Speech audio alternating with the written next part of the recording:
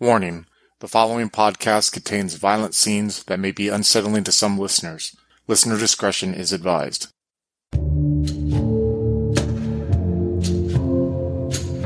The post-Civil War landscape of the American West offers escape and opportunities to many new immigrants who come to the country's shore. A few of them brave the journey to the camp town of Missouri Crossing, each looking for a new lease on life in the Dakota Territories. Join the settlers of Missouri Crossing, including Gregory Smith, played by Joaquin, Sister Margaret Miller, played by Monica, Bjorn Hagman, played by Chris, and Craig as the keeper of arcane lore, as we explore the horrors that await us on Down Darker Trails. So the three of you kick open the door and confront a terrified-looking Herman Brewster as the man looks up from his accounting book, and his eyes dart between the three of you and kind of settle on Bjorn. I'm going to say scene's on you guys. I just kind of put my hand on the gun, and I just kind of I walk up to him like within a foot, and I'm just looking down at him, like seeing if he backs up. You know what I mean, from his chair. Right, like he tries to get up out of the chair and back up, but it's actually not a very big building, and the four of you like barely fit in there. There's like the chair and desk that he's at. There's the door, and like there's like a small like iron safe in the corner, and a couple like raised surfaces for writing, and like a pair of scales for weighing gold or silver, but. Like he's trying to back up against the wall and almost try to push himself through the wall, but he can't. So, Gregory will sort of make sure to step up and also put a hand on Bjorn's arm just so he can and say, "We're just here to talk right now, okay? We're just here to talk." Making sure to give like a very significant look towards Bjorn. I kind of nod to him, and I kind of like step back a step or two, and I kind of like sit on the desk. You know what I mean? The terrified accountant calms a little bit, but he kind of looks at Gregory and says, "Yeah, you just keep your dog on a leash. This is a place of business." And of course, we just have to talk, and then we'll leave. What do you want? I told you everything already. That's the point. You didn't tell us everything. We were forced to leave. We didn't get to finish our conversation, Herman. What were you so angry about, Herman? What were you so scared about earlier? What got you all worked up when I was asking about that girl? She wasn't one of ours. That's all. I swear that's all. Oh, and you're that concerned about the community that when you heard that, you were really worried, huh? What about Lavender? What happened a couple of weeks ago, Herman? I don't know. What do you mean, Lavender? What's wrong with Lavender? Who was visiting her a couple of weeks ago, Herman? What's going on with those hordes of yours? I've heard stuff goes on there that sounds pretty crazy at night in the rooms there. I mean, pretty much every man in this camp has been through there at one point or another. How am I supposed to keep track of them all? Herman, you're not listening to me, Herman. A couple of weeks ago, there was someone in one of those rooms who was sounding really intense, really interesting. Maybe a little different than you're used to hearing. What was that, Herman? And he pauses and looks at the three of you. I don't know. Sex? And I look at Freeman for a second. I'm like, Mr. Freeman, will you answer me a question? Yeah. What's up? What do we do to people out in the prairies there that we find, a part of hurting women and covering up their disappearance? What kind of justice do we do out there? Well, are you talking about the prairie justice there, Mr. Hagman? Yeah, of course. Yeah, the prairie justice. Well, what does that entail? If let's just say Mr. Herman here was in the prairie and we found out that he was part of covering up a lady being murdered and killed and maybe other ladies coming to harm, what kind of stuff would happen to him, would you say? Well, out there all alone, man doesn't stand much of a chance, especially if he's hurting a bit. Might just take a club and hobble him and just leave him for the animals. I tell you, Mr. Brewster, a hobbling over here, you might survive to get into town, seeing as though you're in the middle there, but might make things a little bit more difficult for you. Yeah, I like that idea a little bit. And I say, you talk about beasts, right? And I look down at this Herman again, and then I kind of like get off the desk and I pull my gun out of the holster I like kneel down in front of him and I put like, the gun on his thigh while I'm holding on to it and kind of like pointing it, you know what I mean? Up at him, that kind of with like the handles on there. And his eyes are darting between you and Russ, and then again settle on Gregory. He's like, I thought we were just talking. And we are. But if you're not really giving us much to talk about, then words are going to have to move on to actions. You see, Mr. Herman, I don't like your type. It's not your religion or nothing like that, but I don't like the type you're around. You take advantage of people. I've seen your type before. You tried to cover it up with your fancy laws, and you tried to cover it up with your business, but deep down inside, I kind of like pointing the barrel of the gun like around the sternum. You know when I do that, like touching gently? Deep down inside in that heart of yours is a coward, and it's tainted, and it's nasty. You're right. I'm just a civil servant here. Really, it's all I'm doing. Law and order and stuff. It's Greer you want. He's the man who's doing all these protection things. That's who you want. And I slowly like take the barrel like along up his chest, you know what I mean? And I kind of like just gently put it on his Adam's apple. I don't have it cocked or anything, you know what I mean? I'm like, here's the thing, Mr. Herman. I know about Mr. Greer's type, but there's more to this. And I'm looking at him like really intensely right now. There's more dealing with those women. What's going on with those women that we don't know about? What's Mr. Greer doing with those women? I'm going to let you make a intimidate roll at this point. I'm going to give you a plus 20 because you got two, big guys. You brought backup with you. Yeah. Come on. I got to get less than 47. Yep. Success. Well, I mean, there are others, I guess, in town. And he's like struggling to say something, and it kind of reminds you about earlier that morning when you were talking to Carol. Like Mr. Weave, and like as he says the word Weaver, you see his left eye just burst and squirts blood and goo all over you guys. I'm gonna eat a sanity roll at this point. Oh shit! I'm like, I didn't pull the trigger. Oh fuck me! God! Oh god, fuck, dude! Come on, pass. I passed. Thank God. Wait, I got a 3. Pass. Yes. Yeah, you. Oh. So I'm gonna say the two of you still lose 1 from the gore. Jesus. Okay. And so I've lost 5 sanity today. Does that I don't know? It's not in a game hour. Okay, gotcha. And okay. That was for Russ. How much did he lose? That's what I'm finding out. Oh God. Fucking what did you bring me into? So Russ loses 4. Which isn't quite 5 in one go.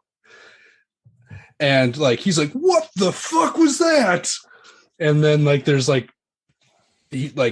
screaming and crying coming from Herman, and he's just clutching his eye and say, I didn't mean to.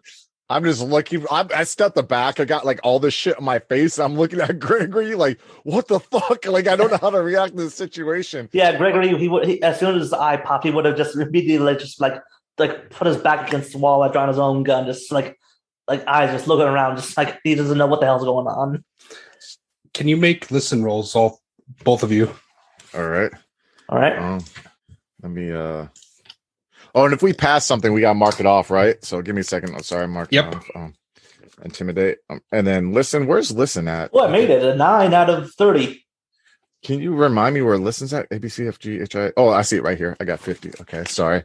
I apologize. It's been a while since I looked at these sheets, man. I'm all shaking out of excitement right now. Not shaking, but hands are all jittery. And I fail. 58 out of 50.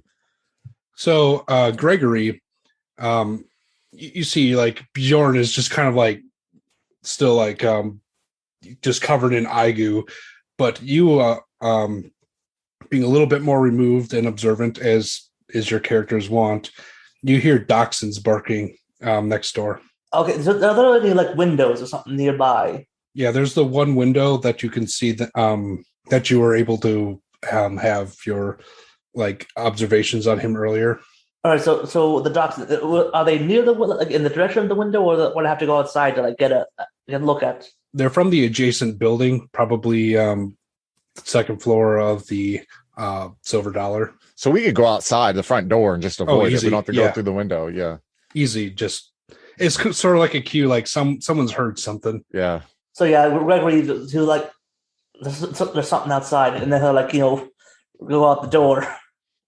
I just grabbed like Freeman by the arm and I'm like pushing him out. Even though he's bigger than me, and I turn around and look at Herman, and I just like shake my head, and I just like fucking run out and close the door behind.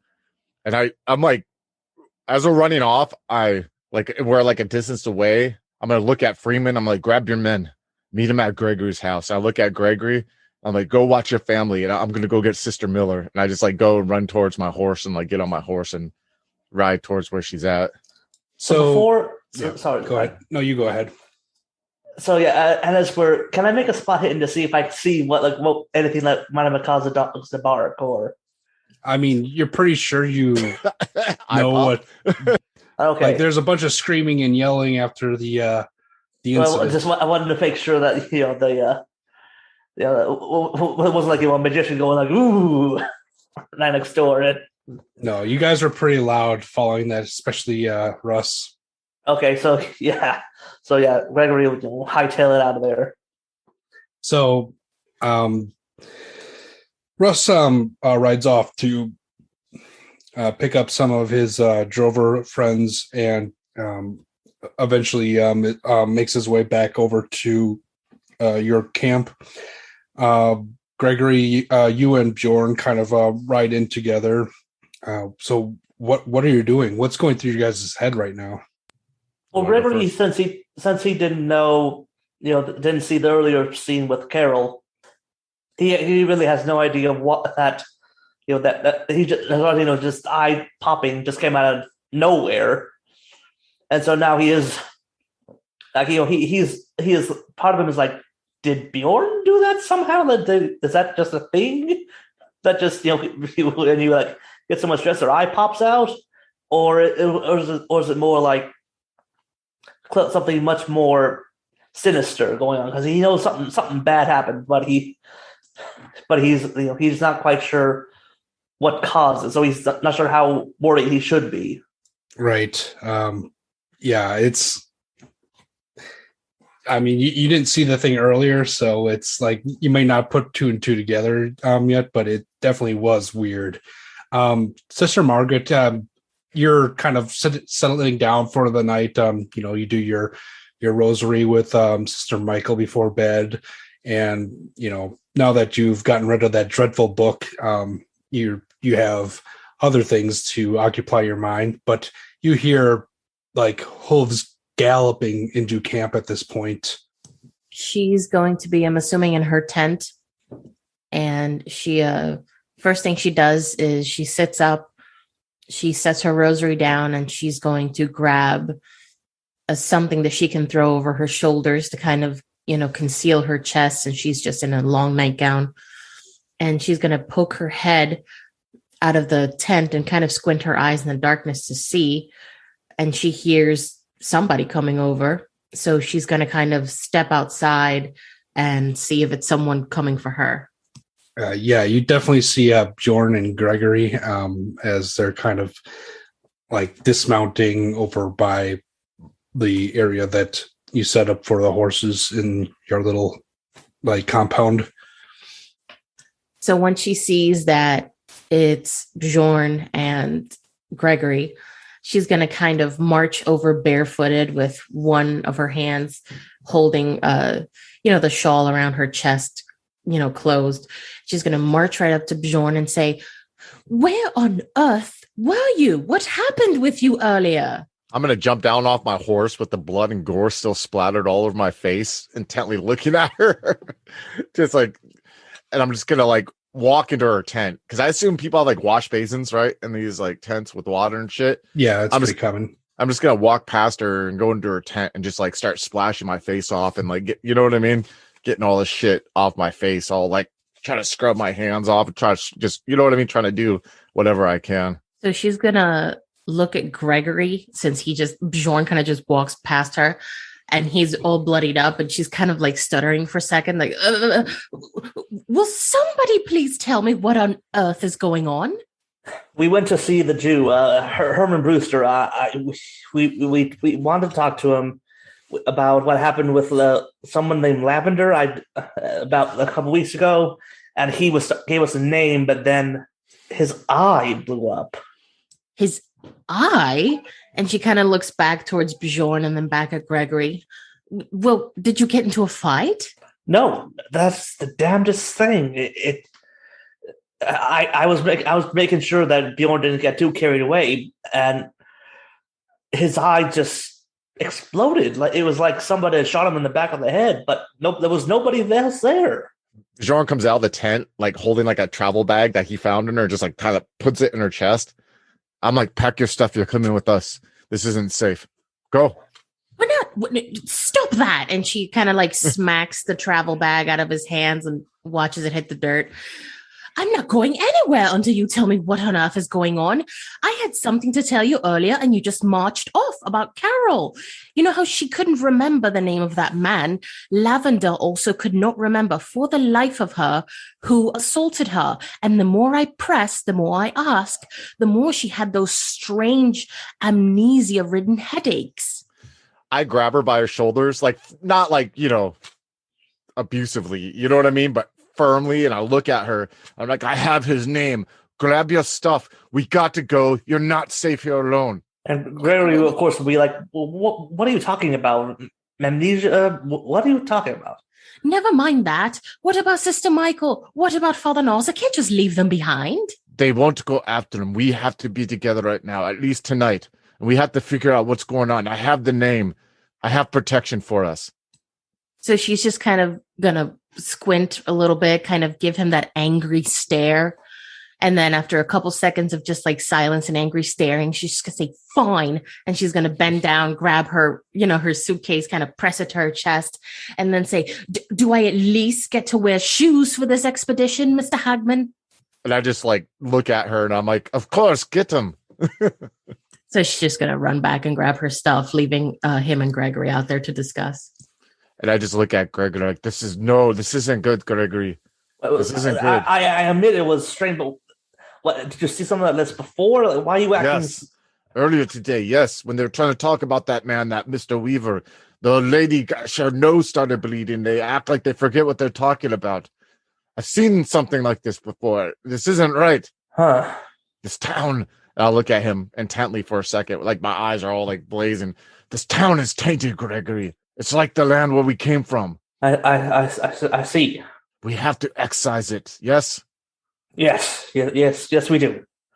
But so, do you know anyone named Weaver? No, but I find out. I tell you that we have men with us. Gregory, can you make me an intelligence roll, just straight intelligence, to get me an idea? Okay, let me see what I have. 46 out of 45. Dang it. Can I spend the luck just to put it down 1 point? Yeah, sure. Why not? Yes. Yeah, gotta sap that luck from you guys. I'm down to 68 luck.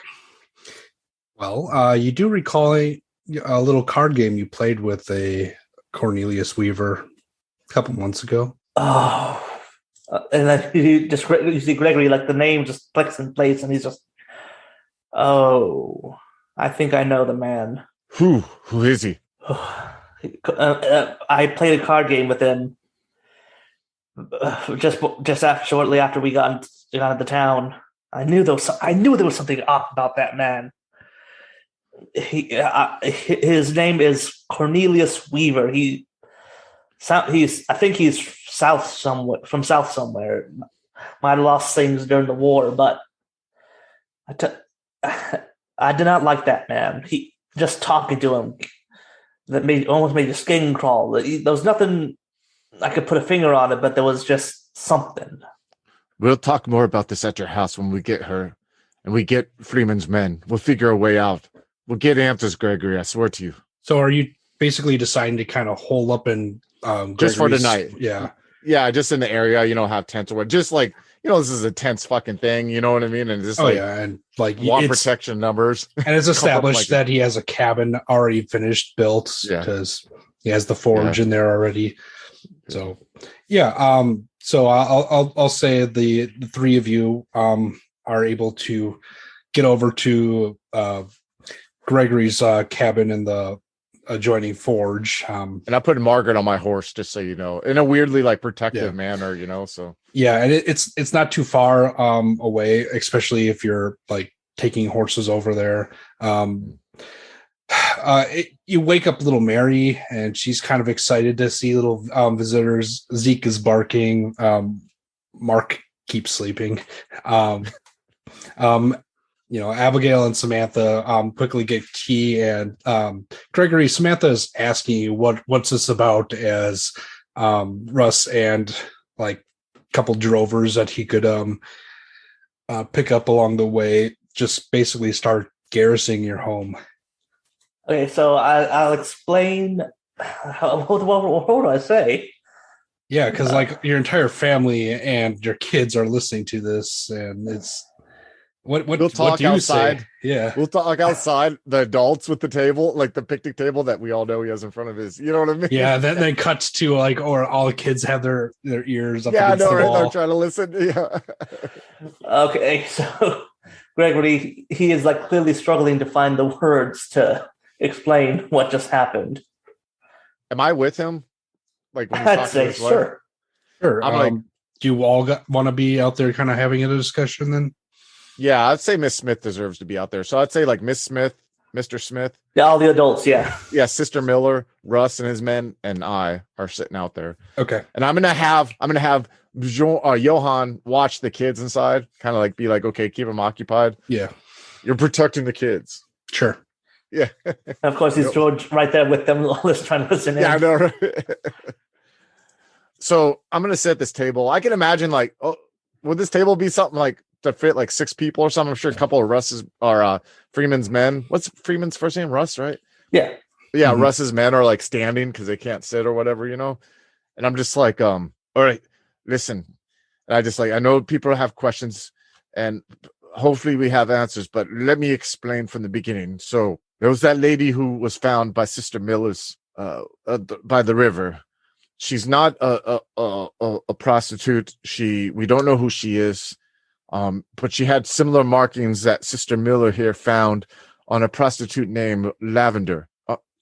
When Lavender has no idea where she got these wounds, and when Sister Miller brought me to talk to a caretaker named Carol, every time I tried to bring up what happened 2 weeks ago when those marks were found, Carol would act as if her memories weren't working anymore, like she had no memories. And then when I pressed her, her nose started bleeding profusely. I look at Sister Miller, like, am I missing anything? Yes, in fact, you are. After you left me with Carol all alone, I was tending to her face, and I noticed that her eye, she had a spot of blood right outside the color of her eye, as if blood vessels were starting to burst the more she tried to remember. It began with a headache with your first question.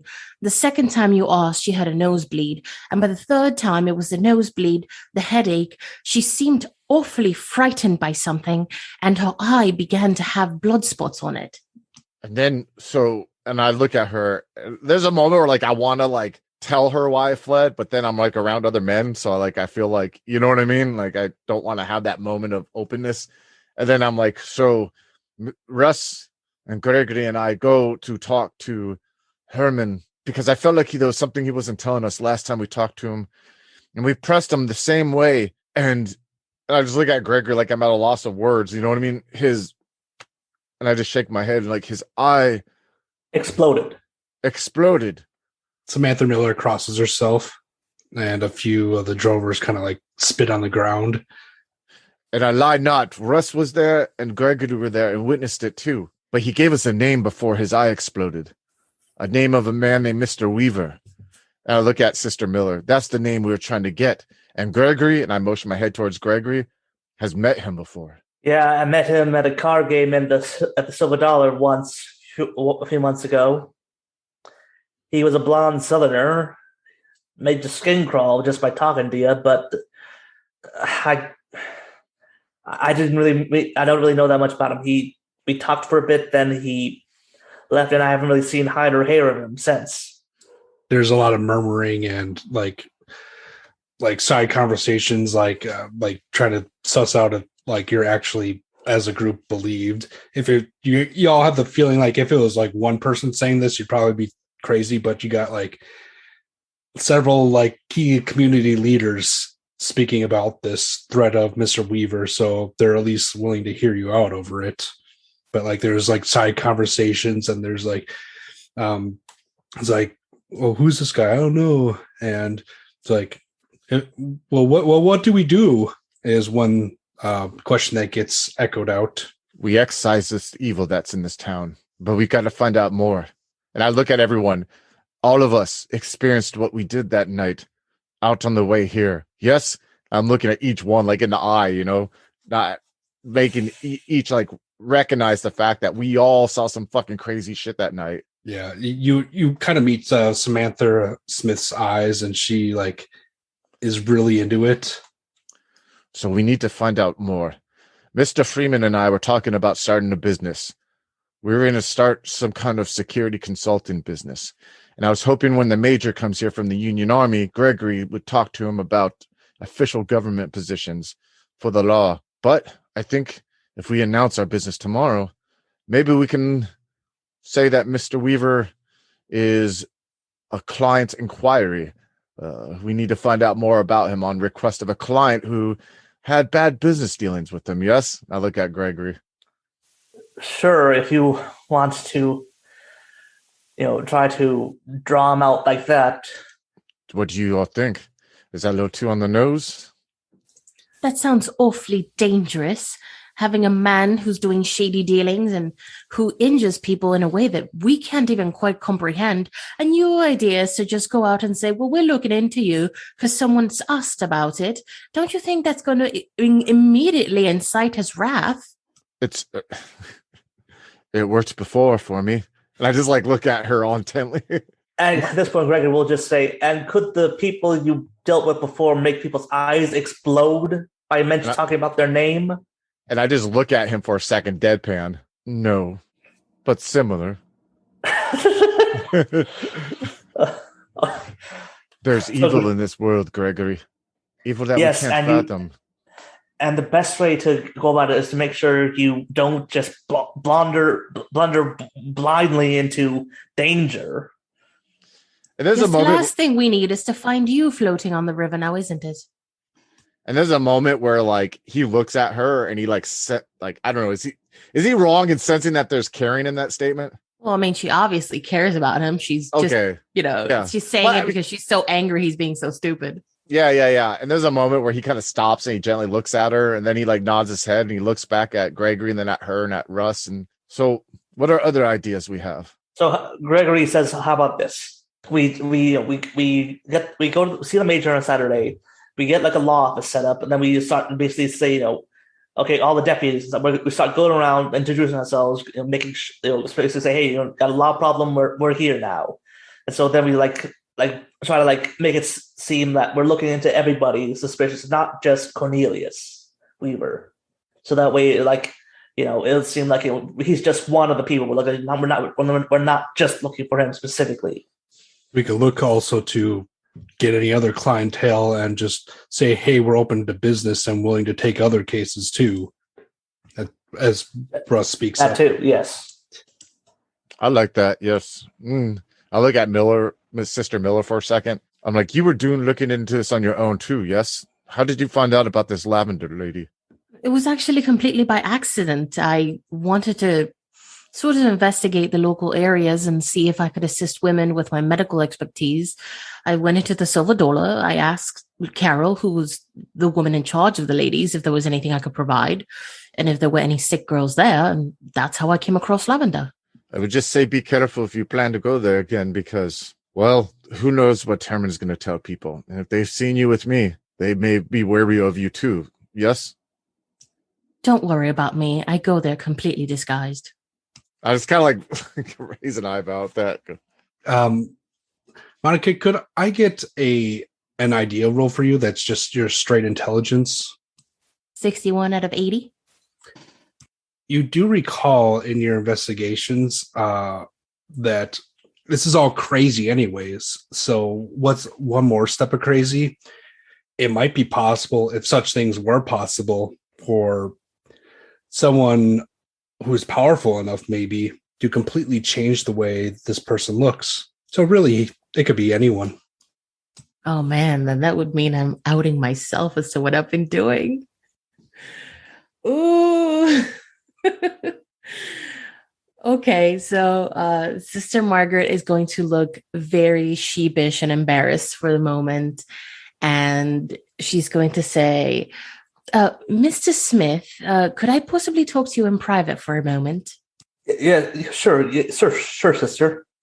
She's going to pull him aside and kind of whisper to make sure no one around, even, if anybody's kind of trying to listen in, and say, that book I gave you earlier today, well, it just so happens that one of those silly things that were written in the back of it was a spell of sorts to change one's appearance.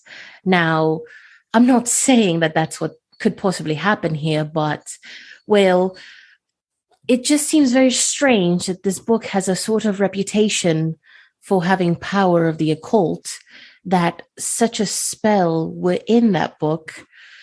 And I don't know, maybe I'm just thinking of silly things, but if such things were real, and this book has made its way around town before the pirate had a hold of it, I don't know who did. What if this Cornelius gentleman can change his appearance at will? What if the person you saw with that name isn't the same person that everybody else sees, which is why they have such a hard time recalling him? Gregory will sort of just, at that point, the back of his neck starts prickling again, and he turns to give a suspicious glance at the group of men, Gregory, Bjorn, and all the rest. Could the two of you make me some sanity rolls, please? I knew it. Oh God. If I go on crazy because of you, Margaret.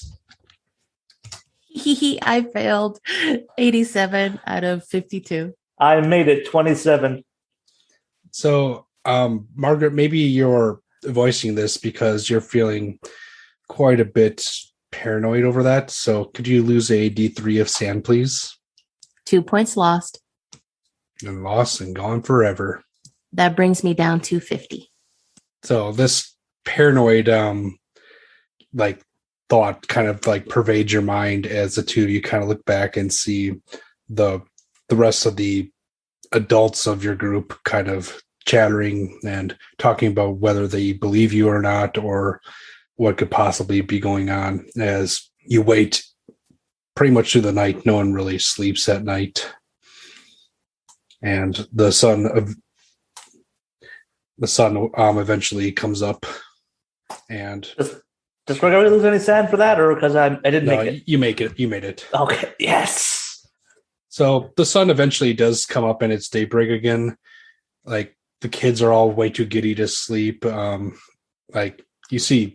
notice Johann kind of walking around, doing his best to keep awake and stay vigilant, and even Mark takes a turn with the pistol because it makes him feel more like a man.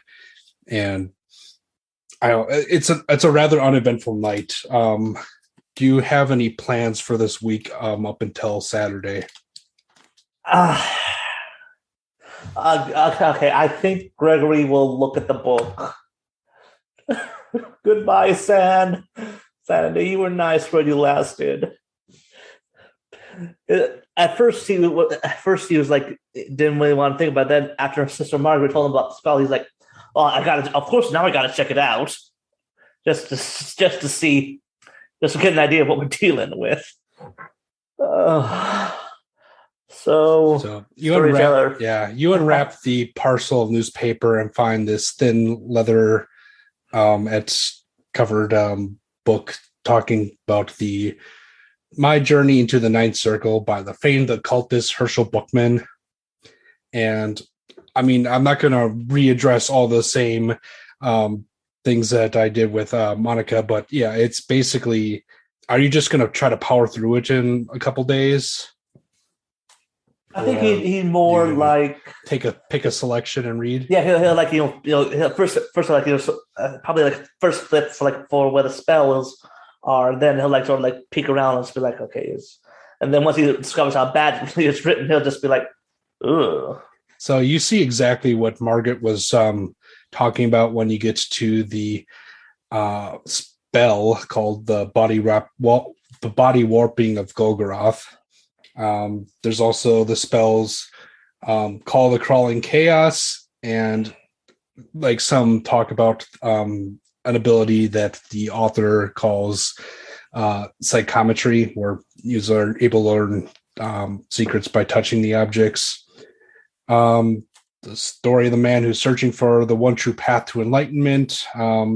Sections include Journey into the Orient, Secrets of Arabia and the Himalayas, Lessons from the Dark Continent, and Blood Rituals of the Aztec. The last two we've already read, but Journey into the Orient and Secrets of Arabia and the Himalayas have not been read into the record yet. Do I dare? Curse you, Margaret, for doing this to me. Yeah, I think he would be at least intrigued by the Himalaya part just because he likes the word Himalaya.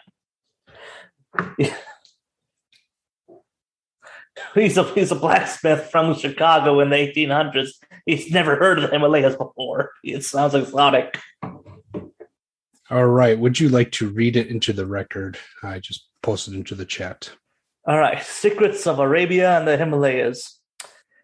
And as I left the safety of the Banu Hakim, learning all I could of their secrets, I climbed upon the forbidden slopes of the Tibetan mountains.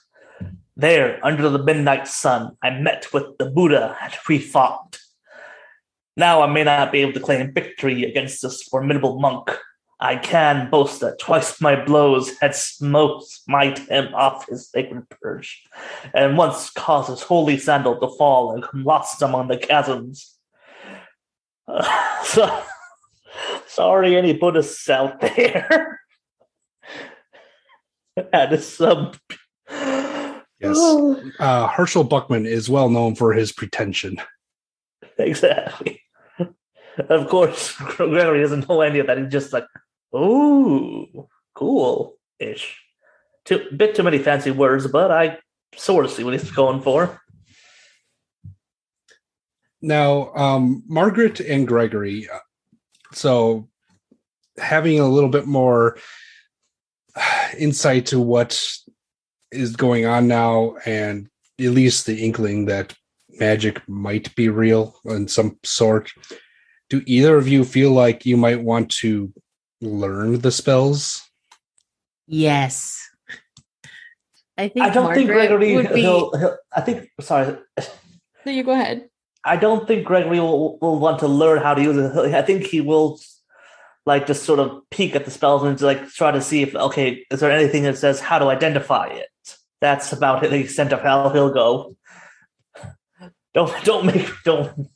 He might eventually decide to learn, but not yet. Sure. For yours, Gregory, can you roll me occult? Okay.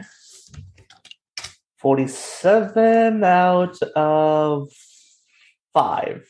So no, that failed. I mean, you could push it, but it's up to you.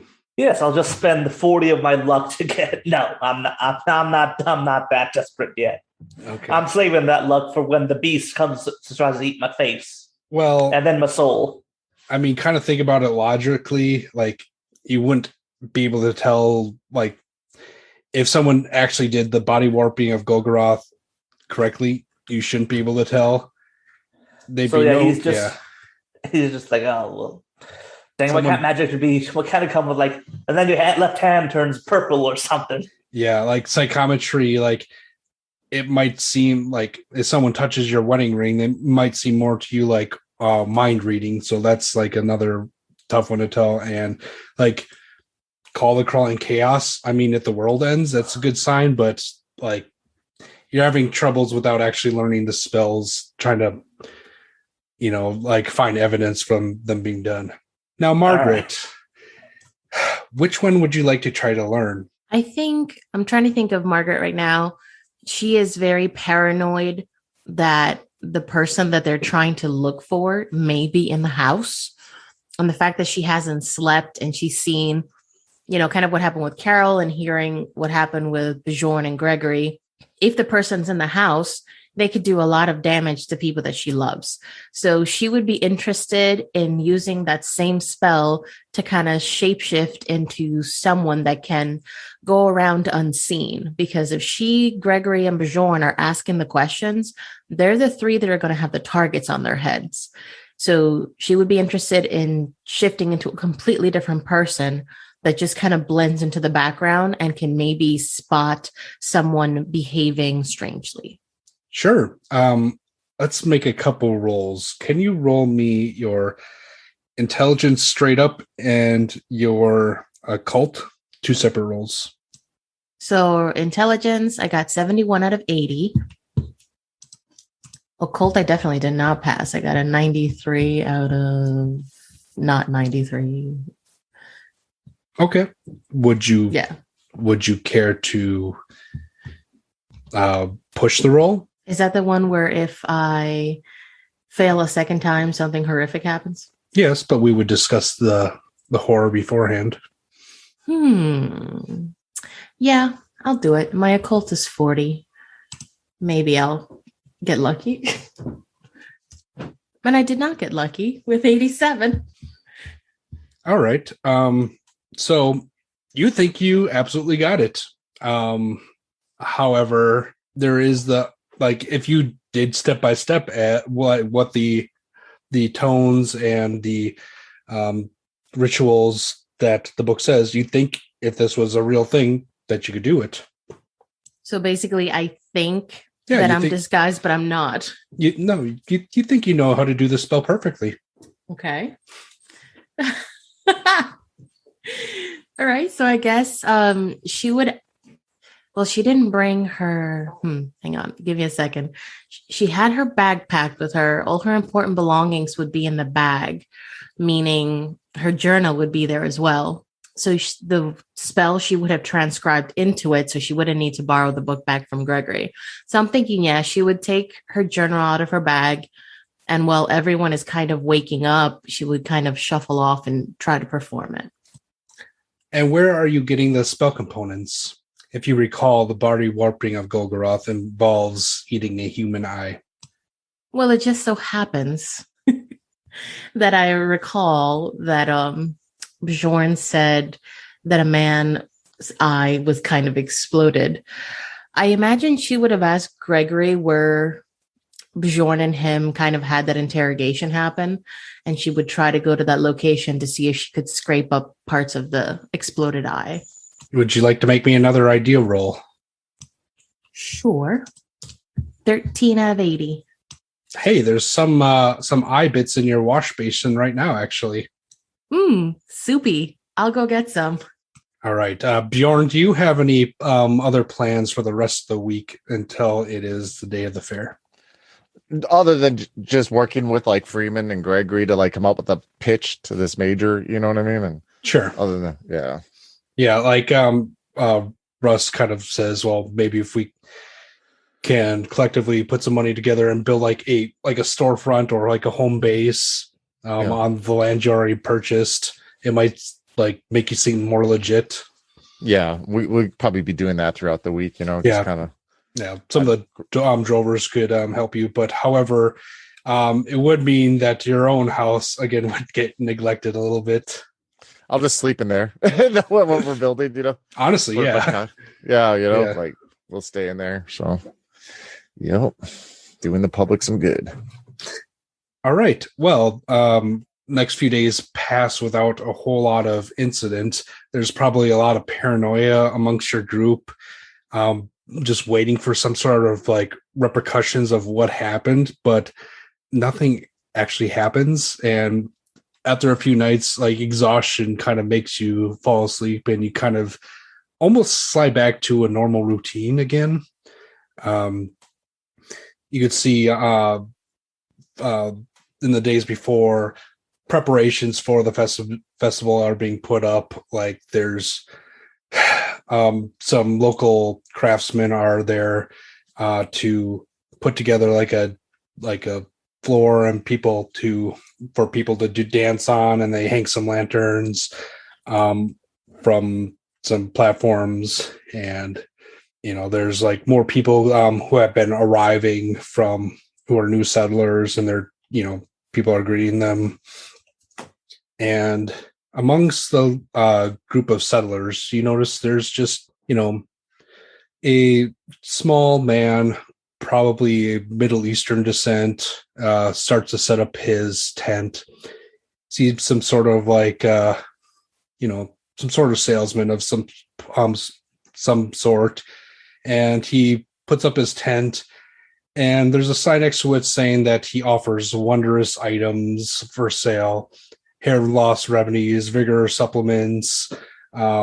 He goes by the name of Professor Black, and he's just rumors are going through town of just the wonderful, amazing light shows that he's been putting on just as sneak peeks for the fairs for him.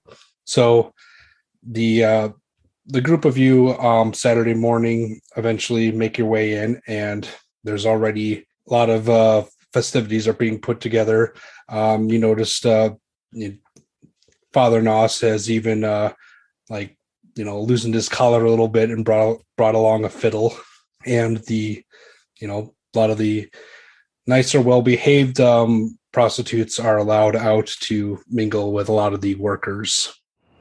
If you like the style and feel of Missouri Crossing, then you'll like Deluded. Set in 1848, Deluded follows a coterie who have set themselves to find out who is behind a mysterious tonic that plagues the kindred society of Victorian England.